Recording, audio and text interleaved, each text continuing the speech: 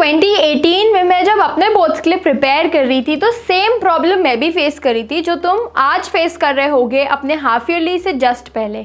मेरे अकॉर्डिंगली मेरी प्रॉब्लम्स ये थी कि हमारा सिलेबस बहुत ज़्यादा वास्ट है। इतनी हैवी बुक्स जैसे मर्चेंट ऑफ वेनिस या जूलियस सीजर, इतनी हाई इंग्लिश की बुक्स, एंड मैंने भी इसी तरह रो रो के पूरी 10th निकाली थी। बट मेरे को सही मेंटर्स मिले थे, मेरे को सही गाइडेंस मिली थी, जिसकी वजह से इतना हाई सिलेबस, इतना वास्ट सिलेबस होने के बावजूद भी मैंने कैसे ना कैसे मैनेज कर लिया था। अब this video is all about your problem only, and मैं अश्योरिटी से ये चीज़ बोल सकती हूँ कि तुम्हें भी ये चीज़ एट दिस पॉइंट लग ही रही होगी कि इतने सारे सब्जेक्ट्स, एक बार हम लोग सब्जेक्ट्स गिन लेते हैं। तुम्हारा होता है इंग्लिश 1, इंग्लिश 2, हिस्ट्री का एक पेपर, ज्योग्राफी का एक पेपर, बायो का एक, फिजिक्स का एक, केमिस्ट्री का एक, फिर हिंदी का, एंड तुम्हारा मान लो पीई या जो भी तुम्हारा इलेक्टिव है। एंड इसमें मैथ्स तो मैं अभी भूल ही गई हूँ।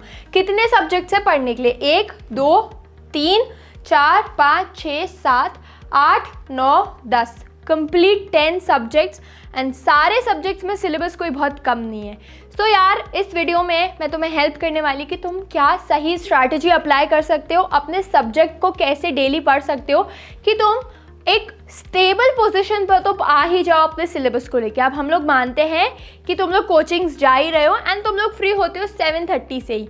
7:30 से हाफ एन आवर आपका ब्रेक टाइम, एंड 8 o'clock से जो 10 o'clock तक तुम्हें डेडिकेशन शो करना है as an ICSE student, that is very important, वरना कुछ भी नहीं होने वाला। क्योंकि CBSE में एक बेनिफिट तो ये मिलता है कि स्कूल की छुट्टी थोड़ा जल्दी हो जाती है। अब तुम्हारे पास ये 10 सब्जेक्ट हैं, जिसमें से हम मानते हैं मैथ्स, फिजिक्स और केमिस्ट्री, ये तीनों हैं हमारे प्रैक्टिकल सब्जेक्ट्स, ठीक है।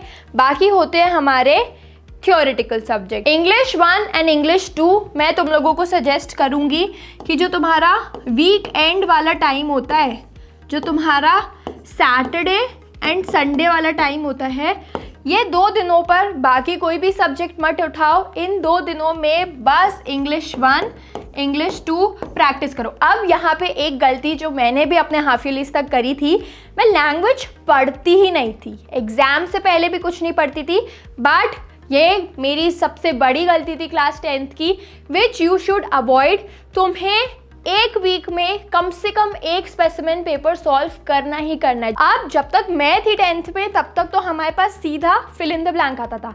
तुम्हारे साथ ड्रॉबैक ये है कि तुम्हें ऑप्शंस आते हैं, एंड वो जो ऑप्शंस होते हैं ना, वो एक ही टाइप के होते हैं, एक ही सिस्टम के आसपास रिवॉल्व करते हैं, विच एनहांसेस योर कन्फ्यूजन। तुम्हारा कन्फ्यूजन और बहुत ज़्यादा बढ़ जाता है।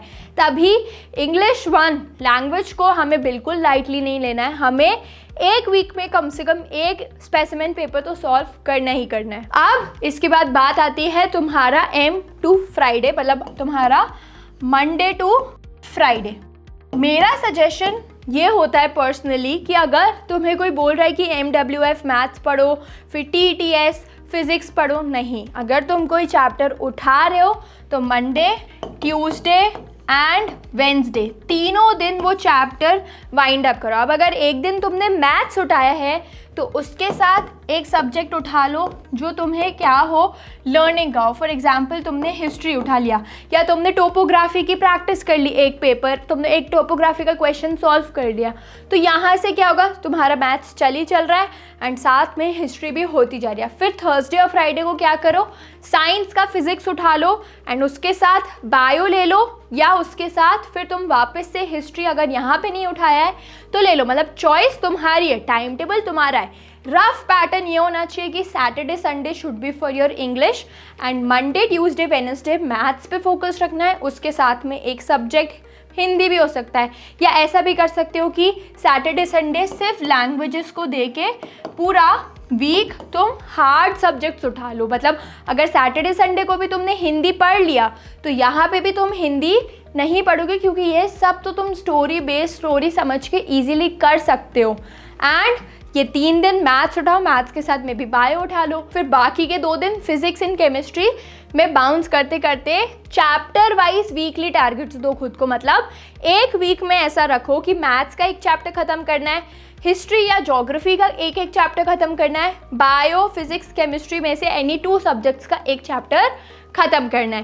ट्रस्ट मी, ये स्ट्रैटेजी डेफिनेटली काम करेगी। एंड तुम्हें ये स्ट्रैटेजी कैसी लगी, तुम्हें ये प्लान कैसे लगा? Till then stay tuned and happy learning.